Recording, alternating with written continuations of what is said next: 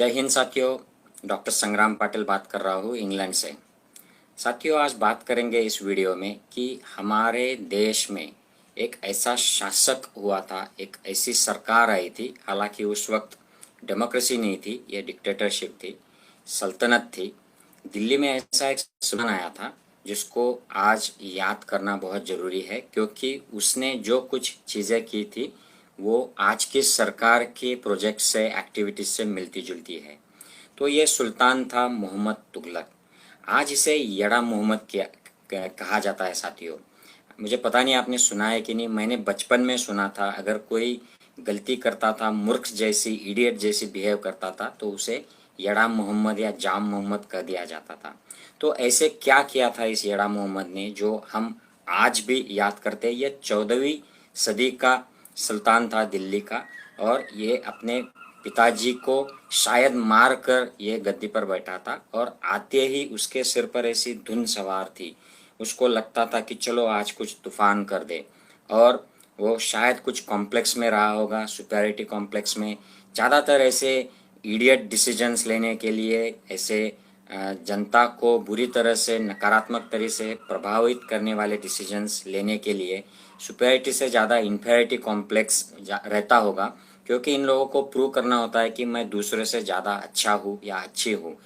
तो इसने जो भी कुछ स्कीम्स निकाली, उसके डिसीजन खुद लिए, उसको कोई एक्सपर्ट की सलाह नहीं मानी, उसकी सलाह मसलत नहीं किए, और उनको अनाउंस कर दिया और इम्प्लीमेंट भी कर दिया। और इम्प्लीमेंट करते समय इसने ना कुछ प्लानिंग की, ना लोगों का ख्याल किया, ना एडमिनिस्ट्रेटिव प्रिपरेशंस किए। और ये जो प्रोजेक्ट जब रन कर रहे थे, तो उसमें जब लोगों के बुरे हाल हुए तो ये वापस नहीं लिए गए। लोग इसमें मारे गए, उनकी आर्थिक हानि हुई, इकोनॉमी डूब गई, एडमिनिस्ट्रेशन कोलैप्स हो गया, और कहीं जाके कुछ सालों बाद फिर ये स्कीम्स के बारे में सोचा गया और ये वाइंड अप की गई, वापस की गई। तो ऐसे 5 स्कीम्स के बारे में मैं संक्षिप्त में बताऊंगा। इसके डिटेल बताऊंगा तो ये बहुत बड़ा वीडियो होगा। तो देखिए साथियों, मोहम्मद तुगलक ने, यड़ा मोहम्मद ने जो सबसे बड़ा उसका प्रोजेक्ट था वो था डीमोनेटाइजेशन की तरह किया हुआ कॉइन चेंज का प्रोजेक्ट। इसने करेंसी चेंज कर दी थी, और जो सिल्वर और गोल्ड की करेंसी हुआ करती थी उसकी जगह पर इसने कॉपर की करेंसी अलाउ कर दी थी। इसका मानना था कि इससे गवर्नमेंट ज़्यादा करेंसी बनाएगी तो देश अमीर हो जाएगा, हमारी आर्मी स्ट्रांग हो जाएगी।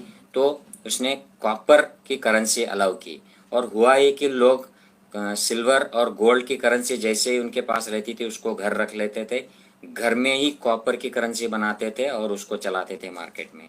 तो ये चलता रहा, इससे इकोनॉमी डूब गई, ब्लैक मनी सब मार्केट में बढ़ गया।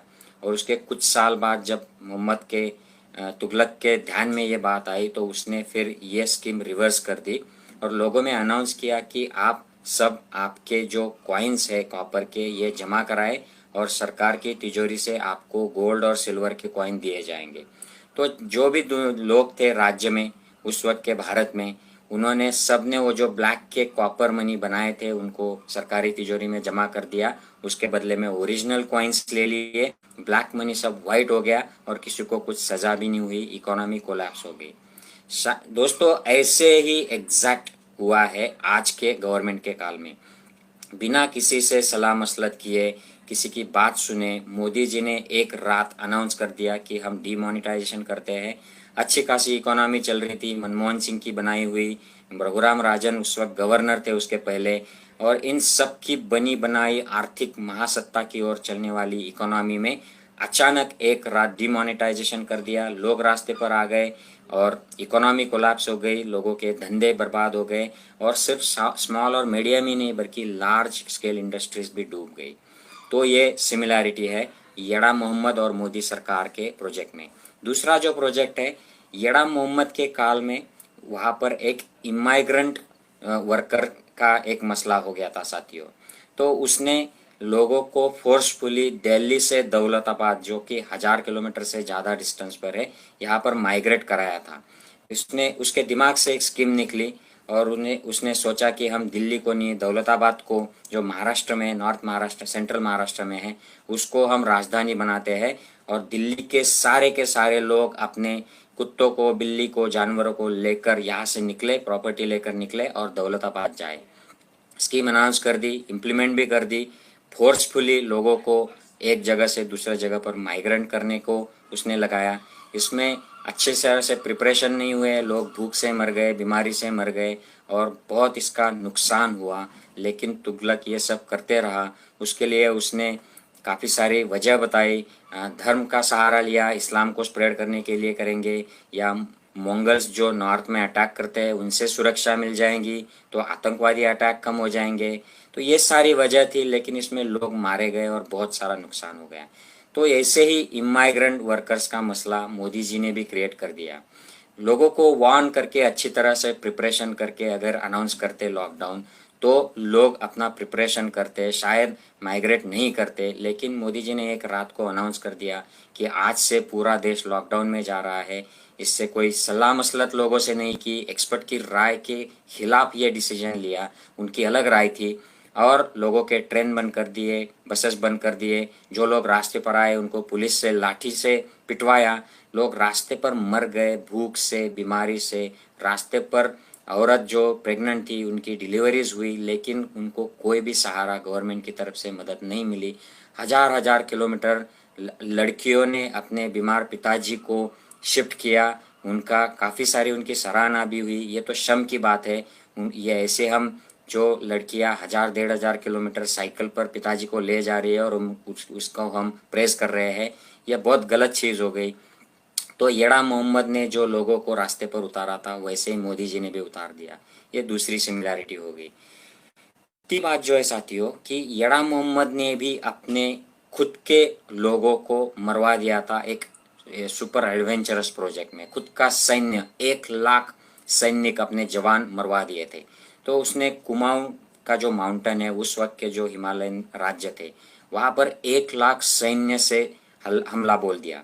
और ये सैन्य ऊपर चढ़कर गया और इनको जब वहाँ पर एनवायरमेंटल क्राइसिस हो गए, वहाँ पर बारिश शुरू हो गई और स्टॉर्म शुरू हो गया, तो जब सैन्य को नीचे बुलाया गया, नीचे आते वक्त दुश्मनों ने उन पर हमला कर दिया। क्योंकि वापस आने का जो ट्रैक था वो सिंगल लाइन था, तो उनको ईजी था लोगों को मारना। तो पूरे लगभग 1 लाख सैनिक जवान इसमें मारे गए थे। ऐसे ही इस सरकार में भी हुआ है साथियों। अपने खुद के सैनिक रिस्क में डालना। पुलवामा में 40 लोग मर गए बॉम्ब विस्फोट से। आज तक पता नहीं किसने मारा, क्यों मारा, कहाँ से आरडीएक्स आया। ऐसे ही कश्मीर में कर दिया इस सरकार ने। वहाँ पर वो जो उलगाववादी सेपरेटिस्ट पार्टी है उसके साथ गवर्नमेंट बनाया और फिर कश्मीरियों को साथ न लेकर उनके जो कानून थे उनको बर्बाद कर दिया। वहाँ पर आतंकवाद कम हो जाएगा इस आशा पर, इस आश्वासन पर यह सब किया। वहाँ के सारे नेताओं को जेल में डाल दिया, लोगों के दिल तोड़ दिए और अब उनको डेमोक्रेसी फोर्सफुली ला दी जा रही है। तो अपने ही लोगों को नुकसान पहुंचाना, अपने ही सैनिकों को मार रिस्क में डालना, ये जो तुगलक की जो पॉलिसी थी यहाँ पर भी दिखाई दे रही है। वैसे तो मोदी जी जब गुजरात में थे तो उनके ही पार्टी के संगठन के जो कार सेवक थे उन पर हमला हो गया था, उनकी बोगी जला दी गई थी ट्रेन की। वो मोदी उस वक्त चीफ मिनिस्टर थे और आज तक पता नहीं चला है कि खुद के राज्य में होकर भी वो कार सेवकों को सुरक्षा नहीं दे पाए थे। और जो कार सेवक मर गए, जो गरीब मजदूर जैसे लोग थे, वो किसने मारे, वो कौन अपराधी है। हालांकि ये जो सारे चीज़ें हो जाती है, ये हमले हो जाते हैं खुद के सैनिकों पर या कार सेवकों पर, इसके बाद में तुरंत बाद में इलेक्शन आ जाता है और उसमें भाजपा को फायदा हो जाता है, ये बात अलग है। लेकिन अपने खुद के लोगों की और सैनिकों की हानि हो जाना इनके राज में, ये तुगलक के ज़माने में भी बहुत सारा हुआ है और आज के सरकार में भी होता है। अगला जो मुद्दा है साथियों, वो है लैंड बिल, कृषि बिल और टैक्सेशन का। तो तुगलक ने गंगा यमुना के बेल्ट में जो कृषि चलता था, कृषि का व्यवसाय चलता था, उस पर काफ़ी सारे रूल्स लाए, रेस्ट्रिक्शंस लाए और वहाँ पर टैक्सेशंस भी बढ़ा दिए, 2 टाइम्स 3 टाइम्स टैक्सेशंस कर दिए। और उसकी वजह से वहाँ पर बहुत डिफ़िकल्टीज आई, बहुत लोगों ने उसके खिलाफ आवाज़ उठाई, रिबेल्स हुए और लोग मारे गए, एडमिनिस्ट्रेशन कोलैप्स हो गया, वहाँ की इकोनॉमी बर्बाद हो गई। और 3 साल के बाद जब ये सब सारा नुकसान जान माल का हुआ, तब जाके तुगलक ने, येड़ा मोहम्मद ने इसको वापस लिया, ये लॉस को वापस लिया। यही हालत है जीएसटी और नए कृषि कानूनों की। लोग नहीं बोल रहे हैं, उसके खिलाफ आवाज लगा रहे हैं, धरना धर रहे हैं, लोग मर रहे हैं इसकी वजह से। लोगों के बिजनेसेस जीएसटी, गलत जीएसटी की वजह से डूब गए, इकोनॉमी डूब गई है डिमोनेटाइजेशन और जीएसटी की वजह से। लेकिन मोदी जी आवाज सुनने को तैयार नहीं है। नुकसान होए जा रहा है और सरकार कानून लादे जा रही है लोगों पर, कृषि पर और बिजनेसमैन पर। और आखिरी पॉइंट है साथियों, तुगलक यड़ा मोहम्मद जो था ये फेमस था इस बात के लिए कि वो कौन सी चीज़ पर खर्चा करना चाहिए, कितना खर्चा करना चाहिए, किस किस चीज़ पर खर्चा नहीं करना चाहिए जिसमें पैसा वेस्ट हो जाता है, इसका वो ख्याल नहीं रखता था। बस उसके मन में आ जाए, मन की बात हो जाए, उसको डिक्लेयर कर दो और चलो आज कुछ तूफानी करते हैं। इस इरादे से उसने इराक और सेंट्रल एशिया के जो देश थे उन पर हमला करने के लिए 5 लाख जवानों की आर्मी बना दी। उसको पूरी तरह से तैयार किया, उनको इक्विपमेंट्स, ट्रेनिंग सब किया। इस 5 लाख सैनिकों को उसने 1 साल की सैलरी एडवांस में दे दी। तो ये इतना बड़ा महंगा प्रोजेक्ट, और वहाँ पर इराक और उस एरिया में हालात बदल गए तो वो जो अटैक करने का प्लानिंग था वो कैंसिल हो गया। तो ये बहुत बड़ा उस वक्त की तिजोरी को लॉस हुआ था, इकोनॉमिक ड्रॉप उस वक्त डिक्लाइन हो गया था और बहुत बड़ी हानि देश को हो गई थी। साथियों, आज की गवर्नमेंट में भी यही कुछ हाल है। सेंट्रल विस्टा, बुलेट ट्रेन, बड़े बड़े प्लेन्स, 8,500 करोड़ का प्लेन प्राइम मिनिस्टर के लिए, और दूसरी जगह पर हम अपना 1% जीडीपी हेल्थ के लिए दे रहे हैं, जिसकी वजह से लाखों लोग कोरोना की सेकंड वेव में मर गए हैं। उनको ऑक्सीजन नहीं मिला, हॉस्पिटल का बेड नहीं मिला, वेंटिलेटर और आईसीयू तो दूर की बात है। और लोगों को शिक्षा ठीक से नहीं मिल रही है, आउट ऑफ स्कूल चिल्ड्रन का प्रोपोर्शन बढ़ गया है, लोगों को रोजगार नहीं है, लोग मर रहे हैं भूख से, माल न्यूट्रिशन से, आत्महत्या कर रहे हैं। और दूसरी जगह पर हम कोरोना के काल में मंदिर, स्टैच्यूज, मस्जिद, सेंट्रल विस्टा, बुलेट ट्रेन, नए नए flights, ultra modern expensive flights for prime minister, ऐसे फिजूल के खर्चे कर रहे हैं।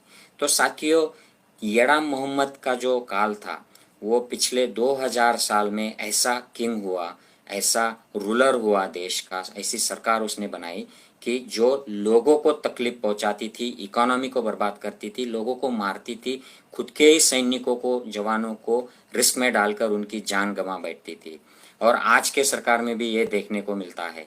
हम आशा करते हैं कि अगले 2000 साल ऐसी कोई सरकार ना आए, ऐसा कोई रूलर ना आए कि जो अपने ही देश को, अपने ही देश के लोगों को, इकोनॉमी को और अपने ही सैनिकों को सुरक्षित रखने में फेल हो।